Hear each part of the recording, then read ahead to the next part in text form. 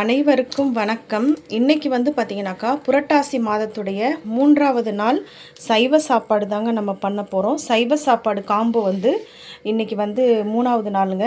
இன்றைக்கி நான் என்ன பண்ண போகிறேன் அப்படின்னு பார்த்தீங்கன்னாக்கா, ரைஸ் வந்து கழுவிட்டு நல்லா தண்ணி ஊற்றி உப்பு போட்டு வச்சுருக்கேன். அடுப்பில் எடுத்து வச்சுட்டு சாதம் வடிக்கிறதுக்காக. இது வந்து பார்த்திங்கனாக்கா முருங்கைக்காய், ஒரு கேரட்டு, ஒரு கத்திரிக்காய் வந்து கட் பண்ணி வச்சுருக்கேன். கொஞ்சமாக ஒரு 2-3 பீஸ் வந்து வெள்ளரிக்காய் இருந்தது, வெள்ளரி பிஞ்சு, அது வந்து கொஞ்சம் கட் பண்ணி வச்சுக்கிட்டேன். இது வந்து சாம்பாருக்கு போடக்கூடிய காய். பருப்பு வந்து பருப்பு வந்து மஞ்சள் தூள் போட்டு நல்லா வேக வச்சு எடுத்து வச்சுருக்கேங்க. அதுக்கப்புறமா வந்து வெங்காயம், தக்காளி, பூண்டு எடுத்து வச்சுருக்கேன். இன்றைக்கி வறுவலுக்கு வந்து பார்த்திங்கனாக்கா கத்திரிக்காய் வறுவல் தான் பண்ண போகிறேன். கத்திரிக்காய் வறுவல் வச்சுட்டு இன்றைக்கி வந்து அப்பளம் பிடிச்சிக்கலாம் அப்படின்ட்டுருக்கேன். இதுதாங்க இன்றைக்கி சிம்பிளான சமையல். புரட்டாசி மாதத்துடைய 3ஆம் நாள் சமையல் தான் நம்ம செய்ய போகிறோம். ஃபஸ்ட்டு வந்து அடுப்பில் வந்து ரைஸ் எடுத்து வச்சுக்கலாங்க. வந்து பார்த்திங்கன்னா ரைஸ் வந்து வெந்துட்டுருக்குங்க. ரைஸ் வந்து இன்னும் கொஞ்சம் நேரத்தில் வேக போகுது. வெந்ததுமே நம்ம வந்து வடிச்சிக்கலாம். வெந்துருச்சுங்க. நான் சாப்பாடு வந்து வடிச்சுக்கிறேன். வடித்து முடிச்சுட்டு நான் வந்து ரொம்ப தாகமாக இருக்குது. எலுமிச்சம்பழம் எடுத்து வச்சுருக்கேன். தண்ணி வந்து சொம்பில் எடுத்து வச்சுருக்கேன். சரி, ஒரு ஜூஸ் மாதிரி போட்டுக்கலாம் அப்படின்ட்டு. அதுக்கு நடுவில் வெங்காயம், தக்காளிலாம் கட் பண்ணிட்டேன். அதே போல் சாம்பாருக்கு தேவையான பொருட்கள்லாம் எடுத்து வச்சுருக்கேன். இங்கே வந்து பார்த்திங்கனாக்கா புளி ஊற வச்சுருக்கேன். புளி வந்து சும்மா நீங்கள் ஒரு நெல்லிக்காய் சைஸ் புளி போட்டால் போதும். நான் இது வந்து கடைக்கும் வந்து மீன் குழம்பு வைக்கணுங்கிறதுனால அதிகமாக இதில் வந்து நான் வச்சுருக்கேன். நான் வந்து சும்மா கொஞ்சமாக தான் ஊற்றிக்குவேன். உங்களுக்கு வந்து நெல்லிக்காய் சைஸ் போட்டுக்கோங்க புளி. இதில் வந்து பார்த்திங்கனாக்கா நான் பெருங்காய கட்டி போட்டுக்கிட்டேன். நீங்கள் பெருங்காய பொடி இருந்தால் போட்டுக்கோங்க. ஃபஸ்ட்டு வந்து சாப்பாடை வந்து வடிச்சிக்கலாங்க. வடிச்சிட்டு நான் ஒரு ஜூஸை போட்டு குடிச்சிட்டு அதுக்கப்புறமா சாம்பார் வைக்க ஆரம்பிச்சிடலாம். இது பார்த்திங்கன்னா சாதம் வந்து வடிச்சிட்டேங்க. வடித்தாச்சு. இந்த அடுப்பில் வந்து சாப்பாடை இறக்கிட்டு நம்ம வந்து சாம்பார் வச்சுக்கலாம். அதுக்கு நடுவில் ஜூஸுமே நான் எலுமிச்சம்பழம் ஜூஸுமே போட்டு வச்சுருக்கேன். சாம்பாருக்கு தேவையான பொருளெல்லாம் போட்டு அடுப்பில் வந்து வச்சுட்டு நம்ம போகலாம் அப்படின்ட்டுருக்கேன். இங்கே வந்து பார்த்திங்கனாக்கா இப்போ சாம்பாருக்கு நான் வந்து ஆல்ரெடி பருப்பை வந்து கடைஞ்சி வச்சுருக்கேன். கடைஞ்சி வச்சதில் வந்து பார்த்திங்கனாக்கா நான் இந்த காய்கறி எல்லாமே போட்டுக்கிறேன். தக்காளி, வெங்காயம், கொஞ்சமாக பூண்டு, நமக்கு என்ன காய் வேணுமோ அந்த காய் எல்லாத்தையுமே இதில் நான் மிக்ஸ் பண்ணிக்கிறேன். ஏன்னா நான் ஆல்ரெடி பருப்பு வந்து வேக வச்சுருக்கிறனால நான் எல்லாத்தையுமே அதிலே போட்டுக்கிறேன். மிளகா தனியா வந்து நான் மிக்ஸ் பண்ணி தான் அரைச்சிருக்கேன். அதனால காரத்துக்கு ஏற்ற மாதிரி நான் 1 டேபிள் ஸ்பூன் போட்டிருக்கேன். உங்களுக்கு எவ்வளோ தேவையோ அதுக்கேற்ற மாதிரி காரத்துக்கு ஏற்ற மாதிரி போட்டுக்கோங்க. உப்பு போட்டிருக்கேன், சீரகம் போட்டிருக்கேன். இது எல்லாத்தையுமே போட்டுட்டு நல்லா நம்ம வந்து மிக்ஸ் பண்ணி விட்டுக்கலாம். இப்போ வந்து பாருங்கள், நல்லா வந்து மிக்ஸ் பண்ணி விட்டுக்கிட்டேன். சிம்பிளான மெத்தடில் தான் நான் சொல்லித்தரேங்க. இதில் வந்து தேவையான அளவு கொஞ்சம் வந்து உங்களுக்கு எவ்வளோ வந்து திக்னஸ் வேணுமோ அதுக்கேற்ற மாதிரி தண்ணி ஊற்றிட்டு ஒரு பாத்திரம் போட்டு நம்ம ஸ்டவ்வில் வச்சு நான் கொதிக்க வைக்க போகிறேங்க. நல்லா வந்து காய் வேகிற வரைக்கும் வந்து போகிறேன். அதுக்கு நடுவில் வந்து பார்த்திங்கனாக்கா நம்ம போயிட்டு ஒரு ஜூஸை வந்து குடிச்சிட்டு வந்துடலாம். நான் எடுத்து இப்போ அடுப்பில் தான் வைக்க போகிறேன். குழம்பு வச்சுட்டு நம்ம போய் ஜூஸ் குடிக்கலாங்க. இப்போ வந்து பார்த்திங்கனாக்கா ஒரு 5 மினிட்ஸ் ஆகிடுச்சுங்க. 5 மினிட்ஸ் ஆகிட்டு கொஞ்சம் வந்து சிம்மில் தான் நான் வச்சுருக்கேன் அடுப்பை. ஏன்னா வந்து சிம்மில் வந்து வச்சாக்கா ஒரு 2-3 நிமிஷம் வச்சுனா காய்கறி வந்து ஓரளவுக்கு வெந்துருங்க. காய் வந்து ஒரு அரை பதத்துக்கு நல்லா வெந்துருச்சு. உப்பெல்லாம் செக் பண்ணிக்கிட்டேன். எங்கள் வீட்டில் வந்து சாம்பார் வந்து கொஞ்சம் திக்காக தாங்க சாப்பிடுவாங்க. அதனால் கொஞ்சம் திக்காக தான் வச்சுருக்கேன். காய் வந்து நல்லாவே வெந்துருச்சு. நான் வந்து பார்த்திங்கன்னா புளி கரைசல் வந்து எடுத்து வச்சுருக்கேன். தேவையான அளவு ஊற்றிக்கோங்க. புளிக்கரைசலை ஊற்றிட்டு ஒரு கொதிக்க விட்டுக்கலாங்க. கொதிக்க விட்டுட்டு நம்ம வந்து தாளிச்சிக்கலாம். தாளிச்சிட்டாக்கா சுவையான சாம்பார் வந்து ரெடி ஆகிடும். அதுக்கப்புறமா நம்ம வந்து கத்திரிக்காய் வறுவல் வந்து எப்படி செய்யலான்னு சொல்லி பார்க்கலாம். இதை வந்து இப்போ ஒரு கொதிக்க விடலாங்க. இப்போ வந்து பார்த்திங்கனாக்கா குழம்பு தாளிக்கிறதுக்கு அடுப்பில் வந்து ஒரு கடாய் வச்சுருக்கேன். அது வந்து கடாய் நல்லா சூடாயிடுச்சு. ஆயில் கொஞ்சம் ஊற்றிக்கலாம். இங்கே பாருங்கள், சாம்பார் வந்து கொதிச்சிக்கிட்டு இருக்கு. கொதிக்கும் போதே வந்து பார்த்திங்கன்னா குழம்பு வந்து ரெடி ஆகிடுச்சுங்க. ரெடியானதுனால நான் வந்து தாளித்து போட்டுக்கலாம் அப்படின்ட்டுருக்கேன். தாளிக்கிறதுக்கு காஞ்ச மிளகாய் ஒரு 2 போட்டுக்கலாம்.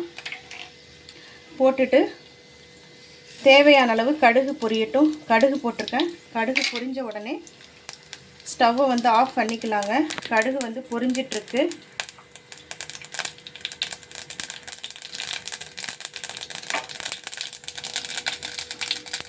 கடுகு நல்லா பொரிஞ்சிருச்சு. கருவேப்பிலை போட்டுக்கிறேன். உங்கள்கிட்ட கொத்தமல்லி இருந்தால் கொத்தமல்லி இலை போட்டுக்கோங்க. நான் வந்து சாம்பாருக்கு கொத்தமல்லி இலை இருந்தால் போடுவேன், அப்படி இல்லைன்னா இல்லை. குழம்பு வந்து நம்ம தாளிச்சாச்சு. இதை வந்து நம்ம சாம்பாரில் எடுத்து ஊற்றிக்கலாங்க. இந்த தாளிப்பு எடுத்து நம்ம ஊற்றிக்கலாம். சாம்பார் நல்லா கொதிச்சிருச்சு. எடுத்து ஊற்றிட்டு சாம்பார் வந்து மூடிடலாங்க. இது மண்பானையில் செய்கிறதுனால ஸ்டவ் ஆஃப் பண்ணியுமே பார்த்திங்கனாக்கா நல்லா கொதிச்சிட்ருக்கு. மண்பானையில் செய்கிறதுடைய குழம்பு வந்து சீக்கிரமே கெட்டு போகாததுக்கு காரணம் வந்து பார்த்திங்கனாக்கா அந்த ஹீட்டு, அந்த சூடு வந்து அந்த பானையில் அவ்வளோ நேரம் தாங்கும். அதனால தான் எந்த குழம்பு வச்சாலுமே அவ்வளோ சீக்கிரம் வந்து கெட்டு போகாது. சூப்பரான சாம்பார் வந்து ரெடி ஆயிடுச்சு. இப்போ வந்து கத்திரிக்காய் வறுவல் தான் நம்ம வந்து பண்ண போகிறோம். இப்போ வந்து தாளித்த கடாயிலே வந்து பார்த்திங்கனாக்கா நான் ஆயில் ஊற்றிக்கிறேன். கத்திரிக்காய் வறுவலுக்கு கொஞ்சம் தாராளமாக தான் ஊற்றிக்கிறேங்க. ஊற்றிட்டு நான் இப்போ என்ன பண்ண போகிறேன்னு பார்த்தீங்கன்னாக்கா கடுகு போட்டுக்கிறேங்க. கடுகு வந்து கொஞ்சம் பொரியட்டும். இந்த பாத்திரம் வந்து பார்த்திங்கனாக்கா எனக்கு வந்து எங்கள் அம்மா வாங்கி கொடுத்தது. அதனால் வந்து பார்த்திங்கன்னா இதில் எல்லாமே தாளிக்கிறது, பொரிக்கிறது எல்லாமே பெரும்பாலும் இதில் தான் நான் செய்வேன். அதனால தான் இந்த பாத்திரம் வந்து கொஞ்சம் பிளாக்காக இருக்குது. பொரிஞ்சதுமே நான் வந்து பூண்டு வந்து இடித்து வச்சுருக்கேன், கருவேப்பிலை வச்சுருக்கேன், அதையுமே இதில் போட்டுக்கலாம்.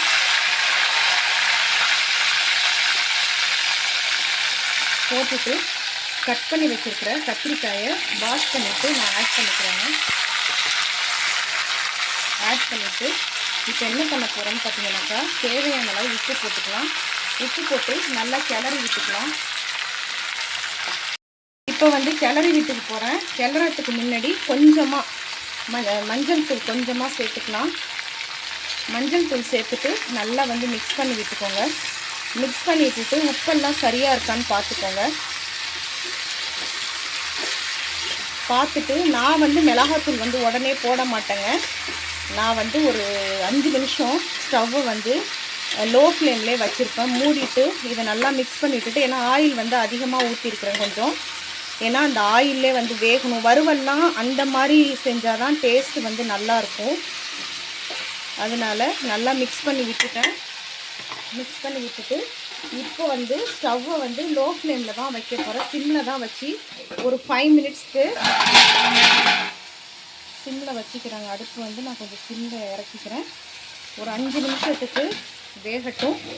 ஒரு 2 நிமிஷம் இது பாருங்கள், மூடவே மாட்டேங்குது. இதில் வேக வச்சுக்கிறேன், வேகட்டுங்க. இப்போ வந்து பார்த்திங்கனாக்கா ஒரு 2லேருந்து ஒரு 3 நிமிஷம் கழித்து நான் திரும்ப வந்து ஓப்பன் பண்ணி பார்த்துக்கிறேன்.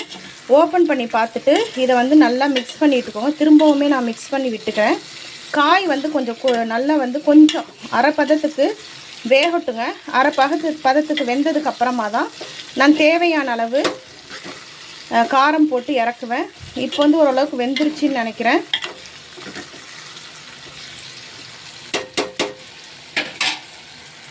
ரொம்ப எப்போதுமே காரம் போட மாட்டேன். எங்கள் வீட்டில் நாங்கள் காரம் அதிகமாக சாப்பிட மாட்டோம். நான் வந்து 1 டேபிள் ஸ்பூனுக்கு, அதாவது 3/4 டேபிள் ஸ்பூன் தான் மிளகாத்தூளும் தனியாத்தூளும் மிக்ஸ் பண்ணது தான் நான் வந்து போட்டுக்கிறேன். நாங்கள் வந்து எப்போதுமே மிக்ஸ் பண்ணி தான் அரைப்பேன். அதனால் வந்து காரம் கம்மியாக சாப்பிட்றதுனால நான் இந்த தூள் தான் போட்டுக்குவேன். உங்களுக்கு வந்து காரம் நல்லா சாப்பிடுவீங்கன்னா நீங்கள் தனி மிளகாத்தூளே ஆட் பண்ணிக்கலாம். போட்டுட்டு திரும்ப அகைன் வந்து மிக்ஸ் பண்ணி விட்டுட்டு நான் வந்து இப்போ மூடி வச்சுக்கிறேங்க.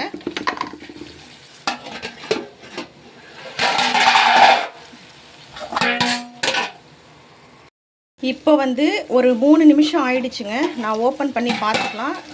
சிம்லையே வச்சுக்கோங்க அடுப்பு. அப்போ தாங்க வந்து உங்களுக்கு அடிப்பிடிக்காமல் இருக்கும். இது வந்து பிகினர்ஸாக இருந்தீங்கன்னா அவங்களுக்கு தான் நான் சொல்கிறேன். பாருங்கள், சூப்பராக வந்து வறுவல் வந்து ரெடி ஆகிடுச்சு. இதை வந்து நான் இப்போ வந்து கொஞ்சம் அப்படியே சிம்லையே ஓப்பனில் தான் வைக்க போகிறேன். அப்போ தான் கொஞ்சம் வந்து ரோஸ்ட்டு மாதிரி வருங்க. அதனால் பார்த்திங்கனாக்கா நல்லா வந்து இந்த மாதிரி கொஞ்சம் ஒரு 5 மினிட்ஸ்க்கு சிம்லையே நான் வந்து ஓப்பன் பண்ணி வச்சுக்கிறேங்க. வச்சிட்டோன்னா நம்மளுடைய கத்திரிக்காய் வறுவல் வந்து ரெடி ஆகிடுச்சிங்க. இப்போ வந்து பாருங்கள், நான் வந்து கத்திரிக்காய் வறுவல் வந்து ஒரு 5 மினிட்ஸ்க்கு நல்லா ஓப்பன் பண்ணி வச்சுருக்கேன். நல்லா வந்து வறுவல் வந்து சூப்பராக ரோஸ்ட் ஆகிடுச்சிங்க. நல்லா ரெடி ஆகிடுச்சு. இப்போ வந்து ஸ்டவ் ஆஃப் பண்ணிவிட்டு சாப்பிட்டு பார்த்தோன்னா சூப்பராக இருக்கும். கத்திரிக்காய் வறுவல் வந்து ரெடி ஆகிடுச்சிங்க. இதுக்கப்புறமா நம்ம வந்து அப்பளம் பொரிச்சிக்கலாம். அவ்வளோதாங்க, நம்மளுடைய புரட்டாசி மாதத்துடைய 3ஆம் நாள் சமையல் வந்து ரெடி ஆகிடுச்சு. ரொம்ப சிம்பிளாக தான் பண்ணியிருக்காங்க. என்னென்னு சொல்லி பார்க்கலாம் வாங்க. பார்த்தீங்கன்னாக்கா நான் வந்து கடாயில் வந்து எண்ணெய் ஊற்றி அப்பளம் பொரிக்கிறதுக்காக வச்சுருக்கேங்க. எண்ணெய் வந்து நல்லா வந்து சூடாயிடுச்சு. அப்பளத்தை வந்து நம்ம பொரித்து எடுத்துக்கலாம். இடுக்கி வந்து எங்கே போச்சுன்னே தெரிலங்க. அதை தேடணும். அந்த அவனுக்கு உள்ளார போய் மாட்டிக்கிச்சா என்னன்னு தெரில. அதனால் ஸ்பூனில் தான் எடுத்து வைக்கிறேன். அப்பளம் வந்து நம்ம நல்லா பொரிச்சிக்கிட்டோம். இன்னொன்றும் போட்டுக்கலாம்.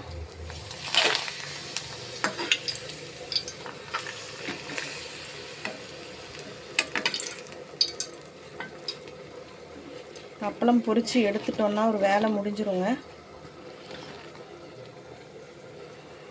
2 அப்பளம் தான், எவ்வளோ வேணுமோ அவ்வளோதான் பொரிச்சிருக்கேன். அப்பளம் பொரிச்சுக்கிட்டேன். அப்புறமா இங்கே பார்த்தீங்கன்னாக்கா நேற்று வச்ச காரக்குழம்பு சூப்பராக இருக்குது. நல்ல டேஸ்ட்டு, அருமையாக இருந்ததுங்க. குடமிளகா, முருங்கைக்காய், கத்திரிக்காய் போட்டு வச்சேன். ரொம்ப அருமையாக இருந்தது. அதனால் வந்து எனக்கு பிடிச்சிருந்ததுனால சூடு பண்ணி வச்சுருக்கேன். அதையுமே இன்றைக்கி எடுத்து வச்சுக்கலாம். சூப்பராக சமையல் வந்து ரெடி ஆகிடுச்சிங்க. வழியாக வந்து பார்த்திங்கனாக்கா புரட்டாசி மாதத்துடைய 3ஆம் நாள் சமையல் வந்து நம்ம ரெடி பண்ணிட்டோங்க. என்னென்ன ரெடி பண்ணியிருக்கோம் அப்படின்னு சொல்லி பார்க்கலாம் வாங்க. நான் வந்து பார்த்திங்கனாக்கா சுட சுட சாதம் ரெடி பண்ணி வச்சுருக்கேன்.